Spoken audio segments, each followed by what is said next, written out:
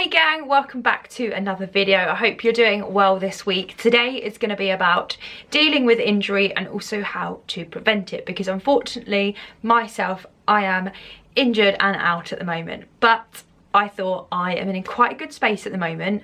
My positivity is quite high, so I thought I'd talk through top tips on how to sort of get yourself into the right mindset about it, get yourself into a really good place, and tips on basically how to overcome it. I have experienced many injuries in the past, and unfortunately, being a runner, injuries are part of the process. You can't really get away from them. If you speak to a runner on any level, they will have experienced, if not a niggle, an injury.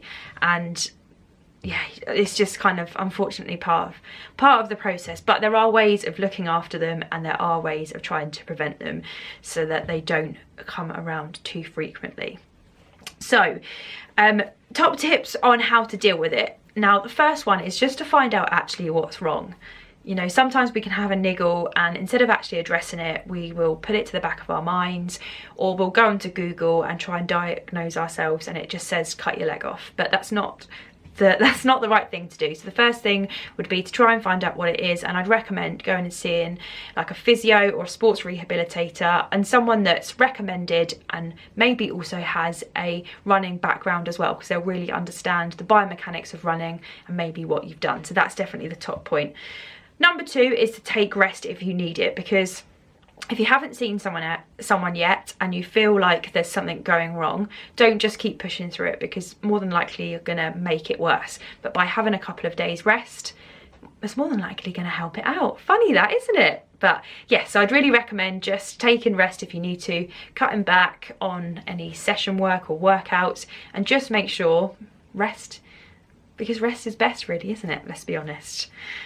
Number three is actually allowing yourself to be upset or have any of those emotions. Like, they are valid at the start when you have an injury, especially with like me, if you have to, unfortunately, like if you have to pull out of a race, or it means that you can't do something which you had planned. So it is sad, and you're allowed to, you know, when I first like found out that I was injured and it meant that I couldn't do a marathon, I was upset and I did cry a little bit. I was just really gutted, and I was allowed to let out that emotion, but allowing that to let that emotion out then helps you to deal with it and move on to the next stage. So having those emotions at the start is fine, don't let them drag on too long, but definitely allow yourself to just to let it go, as they say in what is it, Frozen. Number four is then to focus on what you can actually do rather than what you can't do, which is running. Focus on the things that you can do, whether that's running related or non-running related. But for me right now, in terms of things that are like exercise related, shall we say, I know that I can do low impact, so I can go on the bike and I can also swim. So I've been making sure I can get in the pool, I've signed up to the gym, I'm doing weights, I'm challenging myself in a different way. I haven't been lifting really heavy weights in quite a long time, so it's been good to see progress in completely different ways. In the pool, I'm atrocious, I'm not a very good swimmer, I just breaststroke.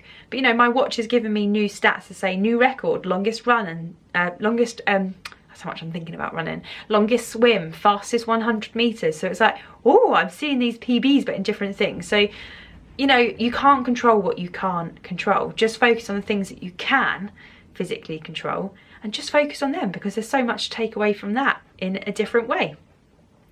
Number five is to make sure that you do any rehab exercises that you get given, because physios give you them for a reason. Sometimes, especially with a niggle rather than an actual injury, there'll be stuff that you can help to strengthen the area, to stretch out the area.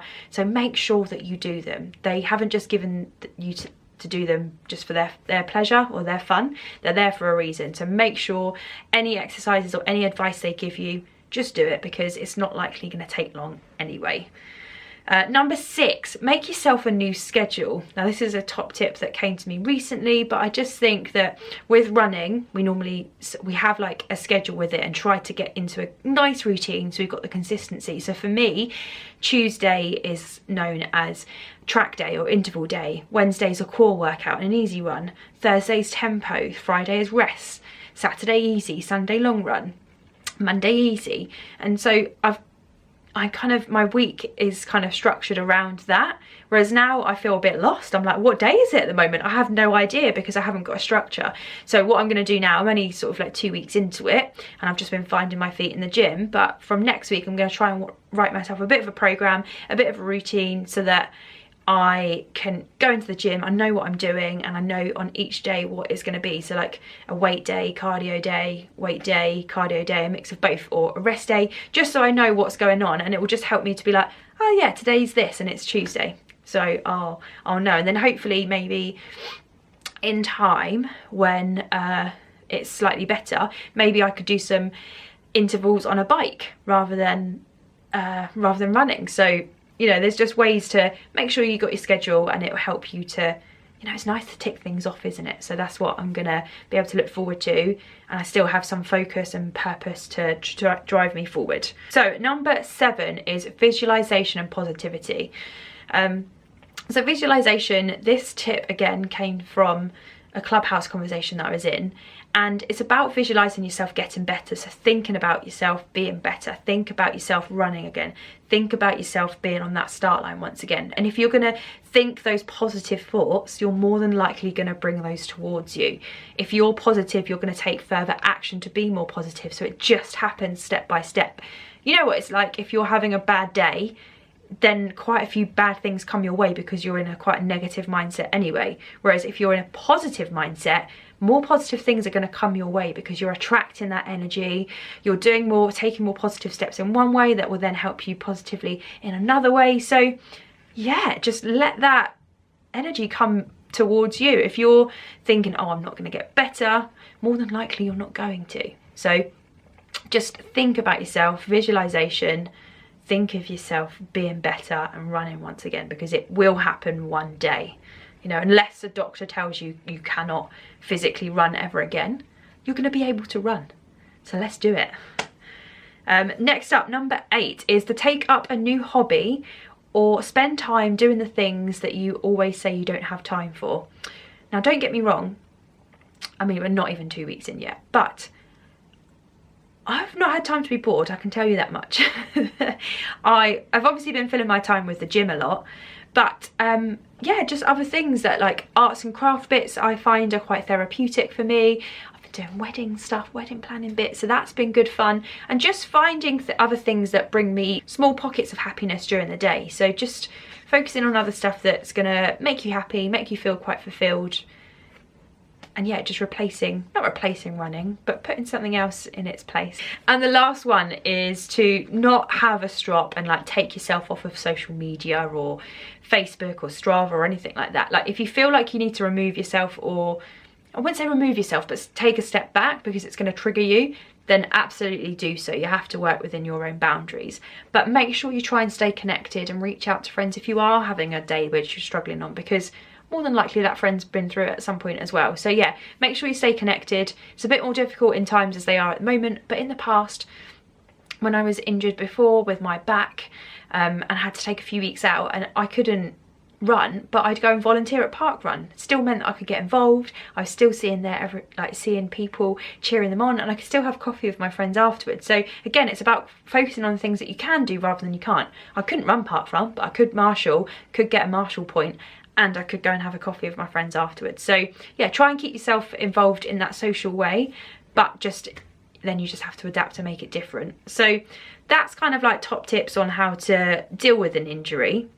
Now we're going to come on to maybe how we can prevent it, because like I said at the start, injuries unfortunately will happen, but there are ways of definitely preventing them. So the first one is to not do too much too soon and not to build up too quickly, because that's the most common way that you're going to injure yourself, is if you do too much too quick or have an overuse injury. So running is such a repetitive movement anyway, so if you keep doing it too much, then you're likely going to just fatigue and break down. So yeah, make sure that your training plan has a nice gradual increase and not doing too much close together.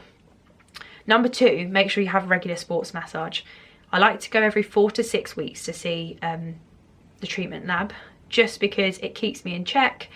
It's like having an MOT on your car more regularly, and as well just helps to iron out any kinks. Like I said before, if you've got, like, if your body's fatigued, it might then affect your running form, which will then make other areas weaker, and then, yeah.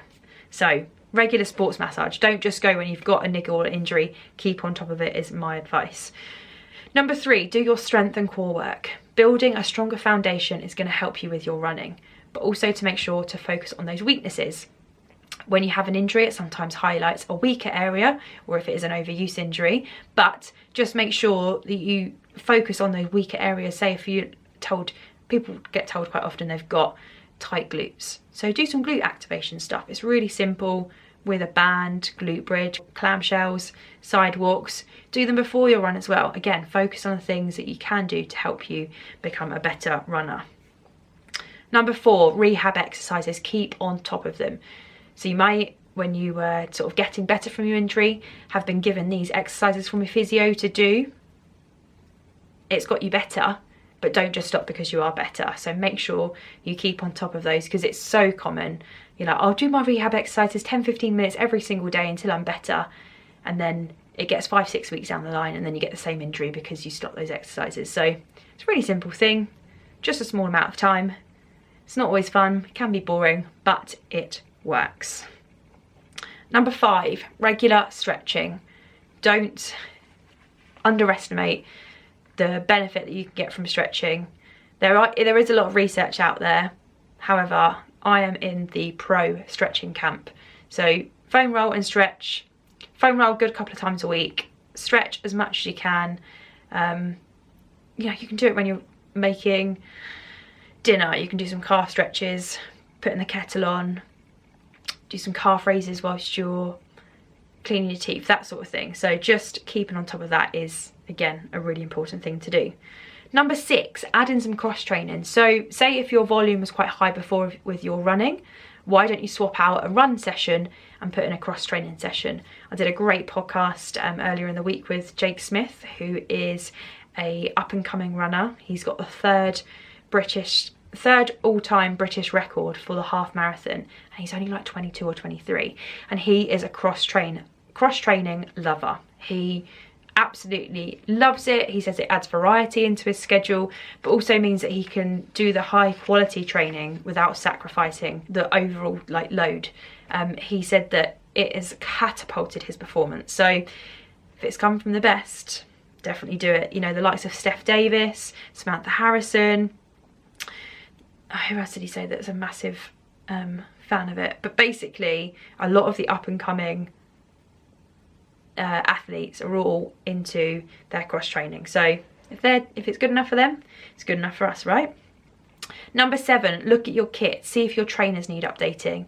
You know, if you've done too many miles in your trainers, then it might mean that they have lost their like sponginess, the technical parts of it. You know, so make sure it's maybe not giving you enough support anymore. So just another excuse to buy some new trainers.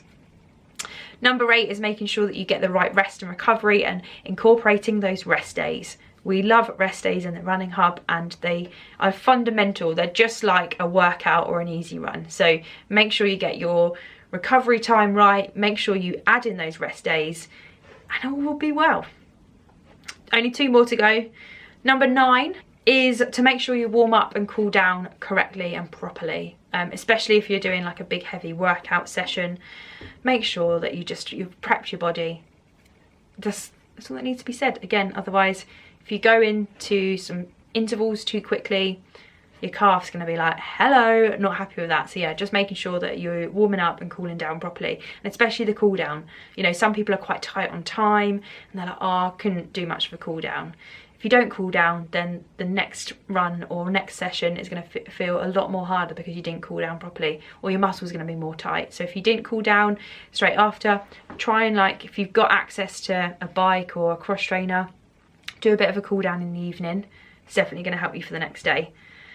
And then the last one is just to make sure that you take your easy stuff easy so you can run your hard stuff hard, and just build up gradually, because like we said before, it's a lot of injuries come from doing too much too quickly. So it's just about being patient, being captain sensible, and just working your way up gradually. Patience and consistency is key. So there we have it. I always try to keep these videos quite short, but we're now over 15 minutes.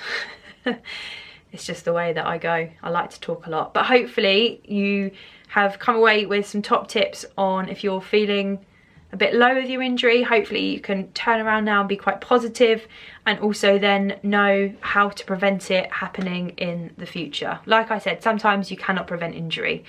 Sometimes it's a bit of a freak accident and they do happen. A lot of injuries are non-running related too. I'll have you find. Being a coach, I know that. But this is the kind of information and tips that we give out in the Running Hub. So if you are interested in getting involved in our community, I'll leave the links, relevant links down below. But if not, thanks for watching. Good luck on your running journey, and I'll see you all next week for another video.